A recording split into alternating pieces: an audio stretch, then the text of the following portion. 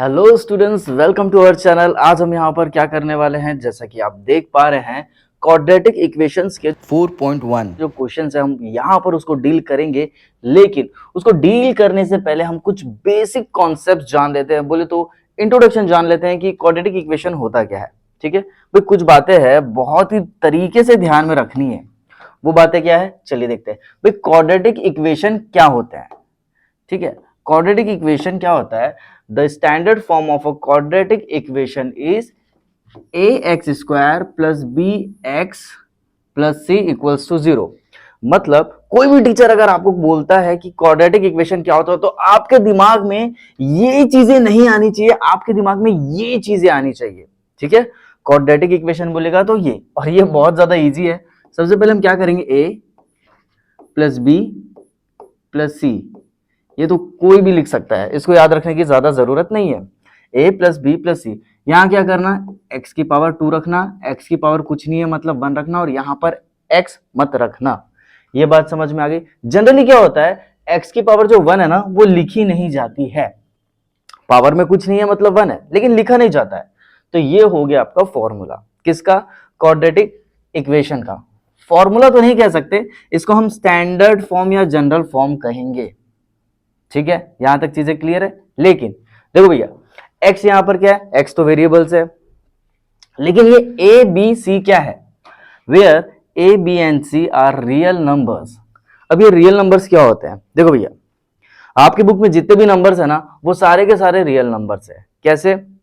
कोई number plus में होगा, कोई नंबर माइनस में होगा, कोई नंबर 0 होगा। ये बात समझ में आ गई। कोई रूट में होगा, पॉइंट में होगा, अपॉन में होगा, p बाय q के फॉर्म में होगा, लाइक 2/3, 7/6, ऐसा कुछ होगा। तो ये सारे नंबर्स जो है ना, इसको बोलते हैं रियल नंबर्स। ठीक है, तो यहां पर a b और c क्या रहेंगे? वो रहेंगे आपके रियल नंबर्स। यहां तक चीजें क्लियर है। अब a इक्वल्स टू 0 नहीं होगा। काहे नहीं होगा, क्यों नहीं होगा, बताते हैं। इतना तो पता चल गया है कि एबीसी यहां पर क्या है, रियल नंबर्स है। ठीक है, 2 बार यहां पर आ चुका है, एबीसी रियल नंबर है, एबीसी रियल नंबर है। ठीक है, तो हम एक काम करते हैं, इसको कट कर देते हैं, ये लिखने की जरूरत नहीं है। ठीक है, इस कॉल्ड अ क्वाड्रेटिक इक्वेशन। अब क्वाड्रेटिक इक्वेशन तो होता ऐसा है, अभी हमने आपको बताया। ठीक है, यहां पर देख लेते हैं, ये है हमारा क्वाड्रेटिक इक्वेशन। सर बार बार वही वही क्यों बता रहे हैं? बार बार इसलिए बता रहे हैं ताकि आपको रिवीजन करना ना पड़े, एक ही वीडियो में आपका सारा का सारा क्लियर हो जाए। ठीक है, जब हम बात एग्जांपल्स की करते हैं तो कुछ इस तरीके से दिखेगा। देखो भैया, यहां पर a की वैल्यू क्या है, यहां पर a की वैल्यू क्या है, हमेशा ध्यान रखना कि एक्स स्क्वायर के साथ हमेशा a रहेगा। इधर में भैया एक्स स्क्वायर कहां है, वो ये है, तो एक्स स्क्वायर के सामने क्या है, 3 है। मतलब यहां पर a की जो वैल्यू है वो हो जाएगी 3। ये बात समझ में आ गई। और जो b है वो x के साथ रहता है। ठीक है, जो b है वो x के साथ रहता है, तो यहाँ पर x ये है, तो x के साथ कुछ नहीं है मतलब 1 है। मतलब x के सामने क्या होगा, 1, मतलब b की वैल्यू क्या हो जाएगी, 1। तो यहाँ लिखेंगे the value of b is 1। ये बात समझ में आ गई। देखो भाई, c के साथ ना एक्स स्क्वायर है ना x है, c एक कांस्टेंट है। ठीक है, तो यहाँ पर c की वैल्यू डायरेक्ट क्या हो जाएगी, 5। तो लिखेंगे c की वैल्यू है यहाँ 5। ठीक है, ये बात समझ में आ गई। जब हम इसकी बात करेंगे तो यहां पर a की वैल्यू -1 है। सर -1 कैसे है? देखो भैया, एक्स स्क्वायर के सामने क्या दिख रहा है, माइनस दिख रहा है। कोई नंबर दिख रहा है क्या, नहीं दिख रहा है। नहीं दिख रहा है, इसका मतलब हम मान लेते हैं कि यहां पर 1 है, जैसे हमने ऊपर में माना था। ठीक है, तो यहां पर अगर हम देखा जाए, देखो भैया, यहां पर अगर चीजें देखी जाए यहां पर, तो a की वैल्यू है -1, b की वैल्यू है 7 और c की वैल्यू है 5। ये बात समझ में आ गई। ठीक है, इसकी जब हम बात करें तो एक्स स्क्वायर, मतलब एक्स स्क्वायर ये है, एक एक्स स्क्वायर ए के साथ रहता है, तो एक्स स्क्वायर के सामने कुछ नहीं है मतलब 1 है, मतलब ए की वैल्यू यहाँ क्या है, 1 है। बी की वैल्यू यहाँ क्या है, 1 है, कुछ नहीं है मतलब 1 है। सर सी तो यहाँ नजर नहीं आ रहा है, मतलब सी की वैल्यू हो जाएगी 0। ये बात समझ में आ गई। ठीक है, अब कुछ और चीजें हैं, उसको भी जान लेते हैं। ठीक है, ध्यान से सुनना भैया, कॉन्सेप्ट बहुत ज्यादा इजी है, ज्यादा टेंशन लेने की जरूरत नहीं है, सारी चीजें आपको यहां पर समझ में आएंगी। ठीक है, कुछ बातें हैं इंपॉर्टेंट, उसको ध्यान से सुनना। देखो भैया, A x square plus B x plus C, ये टर्म जीरो हो सकती है, मतलब सी की वैल्यू जीरो हो सकती है, बी की भी वैल्यू जीरो हो सकती है, लेकिन ए की वैल्यू जीरो नहीं होगी। क्यों नहीं होगी सर? देखो भैया, हम क्या पढ़ रहे हैं? हम पढ़ रहे हैं क्वाड्रेटिक, ठीक है, QUADRATIC, क्वाड्रेटिक इक्वेशन। एक जादू देखना, ठीक है, एक जादू देखो। क्वाड्रेटिक का मतलब ये होता है पावर टू होनी चाहिए। क्वाड्रेटिक का मतलब क्या होगा? पावर टू होनी चाहिए। ये बात समझ में आ गई? तो कैसे, अगर आप भूल जाते हैं तो आप कैसे करेंगे? देखो भैया, क्वाड्रेटिक है, ये क्यों है, यहां से ना अगर हम इसको मिटा दे, ये ऐसा, तो ये किस नंबर के जैसा दिख रहा है? ये 2 नंबर के जैसा दिख रहा है, तो आप समझ जाएंगे भैया क्वाड्रेटिक मतलब 2। अब 2 मतलब क्या होगा? आपको सबसे बड़ी पावर कहां दिख रही है? वो यहां दिख रही है। क्या है वो? X square. अगर स्क्वायर दिखा, मतलब सबसे बड़ी पावर स्क्वायर दिखी, तो उसको बोलेंगे क्वाड्रेटिक इक्वेशन। ये बात समझ में आ गई? ये बात समझ में आ गई? ठीक है, अब कुछ और सीखो। देखो भैया, ये बात तो समझ में आ गई कि सर आपने बोला स्क्वायर सबसे बड़ा नंबर दिखा, मतलब पावर सबसे बड़ी 2 में दिखी, पावर सबसे बड़ी 2 में दिखी, तो उसको बोलेंगे क्वाड्रेटिक इक्वेशन। अब यहां देखो, यहां देखो, 2x square plus 3x plus 6 equals to 0, क्या ये क्वाड्रेटिक इक्वेशन है? बिल्कुल है। क्यों है? मैक्सिमम पावर यहां पर क्या है? 2 है। सबसे बड़ी पावर यहां क्या है? 2 है। ये बात समझ में आ गई? फिर से देखो सर, प्लस 6 को अगर हटा दिया जाए तो ये क्या क्वाड्रेटिक इक्वेशन होगा? बिल्कुल होगा। क्यों? पावर क्या है यहां पर? 2 है। पावर 2 हमेशा दिखनी चाहिए, जब जब दिखेगी तो बोलेंगे क्वाड्रेटिक इक्वेशन है। ये बात भी समझ में आ गई? ठीक है, फिर से देखिए सर, 6 को रहने दो, एक काम करो 3x को हटा दो। ठीक है भैया, ये लो 3x को हटा दिए, तो क्या दिख रहा है? 2x square plus 6 equals to 0। क्या ये क्वाड्रेटिक है? बिल्कुल है। क्यों है? एक्स स्क्वायर दिखना चाहिए, ठीक है, इसलिए यहां पर कह रहा है ए जीरो नहीं होगा। अब देखो भैया,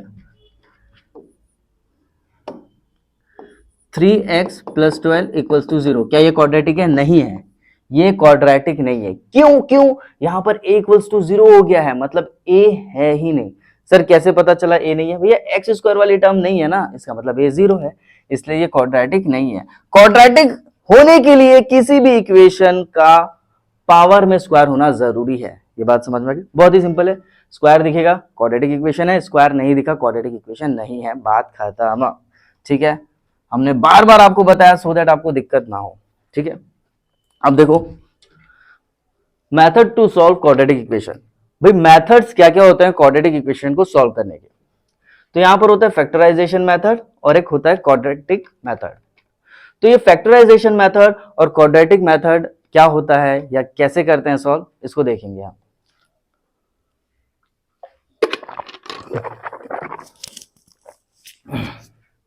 ओके, क्वाड्रेटिक इक्वेशन को सॉल्व करने के दो तरीके हैं, एक फैक्टराइजेशन मेथड है, दूसरा है क्वाड्रेटिक फॉर्मूला। तो दोनों को एक एक करके देखते हैं, बहुत ज्यादा इजी है, ध्यान से देखते रहना। फैक्टराइजेशन मेथड में क्या रहेगा, आपको ऐसे क्वेश्चन दिखाई देगा, ठीक है, जो कि क्वाड्रेटिक इक्वेशन के फॉर्मेट में है। अब देखिए ये हमारा स्टैंडर्ड फॉर्म है, किसका? क्वाड्रेटिक इक्वेशन का। बार बार इसलिए कह रहा है ताकि आपको लर्न हो जाए। ठीक है, अब इसको सॉल्व कैसे करेंगे? देखो भैया, आपको जब भी इस तरीके से क्वेश्चन दिखेगा, एक्स स्क्वायर, एक बार एक्स, फिर एक्स गायब, तो यहां पर हमेशा मिडिल टर्म स्प्लिट लगाना। सर मतलब फैक्टराइजेशन मेथड में मिडिल टर्म स्प्लिट लगाएंगे? बिल्कुल लगाएंगे। मिडिल टर्म स्प्लिट लगता कब है? कोई टीचर आपको बताते नहीं है, ध्यान से सुनना। एक्स स्क्वायर दिखेगा, एक्स की पावर एक बार दिखेगी, फिर एक्स नहीं दिखेगा, मतलब एक्स की पावर 2, एक्स की पावर 1, फिर एक्स है ही नहीं। इसका मतलब है कि यहां पर मिडिल टर्म स्प्लिट लगेगा। तो कैसे लगेगा चलिए देखते हैं। सबसे पहले देखो भैया, करना क्या है, इसको इससे कंपेयर करो। सर यहां पर a की जो वैल्यू है 1 है, b की जो वैल्यू है 7 है, और जो c की वैल्यू है वो है 10। ये बात तो समझ में आ गई होगी, ठीक है, यहां तक चीजें क्लियर है। अब देखो भैया, हम क्या करेंगे, फर्स्ट टर्म और लास्ट टर्म को मल्टीप्लाई करेंगे। फर्स्ट टर्म क्या है? 1 है, देख लो, बात कोफिशिएंट की कर रहे हैं, ठीक है, नंबर्स की कर रहे हैं, रियल नंबर्स की कर रहे हैं। लास्ट टर्म क्या है? सर 10 है। First term last term. हर क्वेश्चन में जितने भी क्वेश्चन फैक्टराइजेशन मेथड में आएंगे आपको सारे क्वेश्चन में पहले को और आखिरी को मल्टीप्लाई करके उसका एलसीएम लेना है।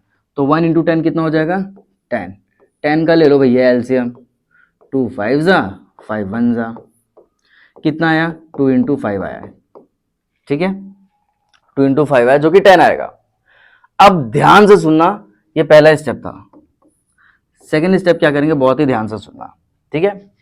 हमें क्या करना है, दो नंबर्स को मल्टीप्लाई करने से 10 आना चाहिए और वही दो नंबर्स को, नंबर चेंज नहीं होंगे, जो दो नंबर को मल्टीप्लाई करने से 10 आएगा वही दो नंबर को या तो आप प्लस प्लस करो या तो माइनस प्लस करो या तो प्लस माइनस करो या तो माइनस माइनस करो, कुछ भी करो, आपको मिडिल टर्म लाना है। ये बात समझ में आ गया। सर मल्टीप्लाई करने से लास्ट टर्म आना चाहिए, प्लस माइनस करने से मिडिल टर्म आना चाहिए, ये बात समझ में आ गई। अब हमारी लास्ट टर्म यहां पर क्या है, अगर कोई पूछेगा तो लास्ट टर्म हमारी क्या है, जिसका हम एलसीएम निकालते हैं वही हमारी लास्ट टर्म होती है, ठीक है। ऐसा नहीं है कि यहाँ 10 है तो वो लास्ट टर्म है, नहीं। मान लो यहाँ 2 होता तो 2 10 से 20 होता, 20 का एलसीएम निकालते तो 20 हमारी लास्ट टर्म होती। ये बात समझ में आ गई, ठीक है। तो यहाँ पर अभी हमारा लास्ट टर्म क्या है 10 है, तो भैया यहाँ तो दिख ही रहा है 2 5 से 10, वो तो आ ही गया, वो तो यहाँ से हर क्वेश्चन में निकल जाएगा, एलसीएम लोगे तो आंसर तो आ जाएगा। लेकिन प्लस माइनस करने से प्लस 7x आना चाहिए, तो कैसे करेंगे, देखो भैया क्या 2 + 5 करने से 7 आएगा, बिल्कुल आएगा, 100% आएगा। तो यहां पर हम क्या करने वाले हैं, हमें लाना है 7x। यहां पर x कब आएगा, जब यहां पर भी x और यहां पर भी x होगा। x की जगह मान लो रुपीज है, 2 rupees + 5 rupees equals to 7 rupees, आया समझ में। वैसे ही 2x + 5x equals to 7x आएगा। तो चलो भैया मिडिल टर्म हो गया स्प्लिट। अब एक चीटिंग करने का तरीका सुनो, जितने भी क्वेश्चन फैक्टराइजेशन मेथड में आएंगे, जितने भी, आपको क्या करना है, पहले वाले को एज इट इज लिखना है और आखिरी वाले को भी छाप देना है, कॉपी पेस्ट करना है भैया। हम यहाँ पर क्या कर रहे हैं, हम यहाँ पे मिडिल टर्म को स्प्लिट कर रहे हैं। मिडिल टर्म क्या है 7x है, इसको करेंगे स्प्लिट, तो कैसे होगा स्प्लिट, देखो भैया +2x + 5x + 10। सर 10 के सामने प्लस कैसा है, क्वेश्चन में था, ये बात भी समझ में आ गई। अब देखो भैया ये स्टेप क्लियर हो गया, ये सेकेंड लाइन कहाँ से आई, यहां से आई। उसके बाद हम क्या करेंगे, पेयर बनाएंगे, पहले इसका फिर इसका। हर क्वेश्चन में ऐसा ही करना है। दोनों में कॉमन क्या भैया x है, निकाल दो बाहर, अंदर क्या बचेगा x + 2 बचेगा। अगर कॉमन निकालते वक्त गलती करते हो तो क्रॉस चेक कर लेने का, x × x x², x × 2 2x। बात समझ में आ गई, ठीक है। अब प्लस, सर यहां क्या आएगा, चीटिंग करने का भाई, चीटिंग करने का, x + 2 दिखा यहां पर भी चीटिंग कर दो। तो सर क्या हर क्वेश्चन में ऐसा चीटिंग करना है, बिल्कुल हर क्वेश्चन में आपको चीटिंग करना है। हर क्वेश्चन में ब्रैकेट में जो भी यहां पर दिख रहा है उसको यहां पर कॉपी पेस्ट कर देने का, ठीक है। तो सर यहां क्या नंबर आएगा, देखो भैया हमको क्या करना है, 10 लाना है और 5 लाना है, तो ऑब्वियसली यहां 5 लिखेंगे। क्यों सर, क्योंकि देखो 5 × x 5x और 5 2 = 10। आ गया समझ में, बहुत ज्यादा इजी था, ठीक है। यहां तक चीजें समझ में आ गए। अब देखो भैया x के पास भी x + 2 है, 5 के पास भी x + 2 है, तो ये x + 2 कॉमन निकल जाएगा, निकल गया कॉमन, ये दोनों x + 2 को बाहर निकाल दिए, बचा क्या, जो दिख रहा है वही बच रहा है। क्या दिख रहा है, x + 5, तो लिख दो x + 5। ये बात समझ में आ गया, ये हो गया आपका आंसर। लेकिन इसको अगर सामने और फर्दर सॉल्व करना है तो कैसे करेंगे, इसको भैया = 0 कर देना। तो क्या होगा, एक बार इसको =0 करेंगे, एक बार इसको =0 करेंगे, +2 वहां जाके क्या हो जाएगा -2, तो x की वैल्यू आ जाएगी -2, ठीक है।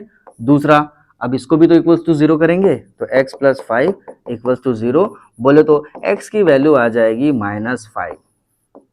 ये दो वैल्यू हमारे पास आ गए। अगर हमें x की वैल्यू निकालना होगा तो हम ऐसे सॉल्व करेंगे, बाकी ये तो फैक्टराइज हो गया, ठीक है।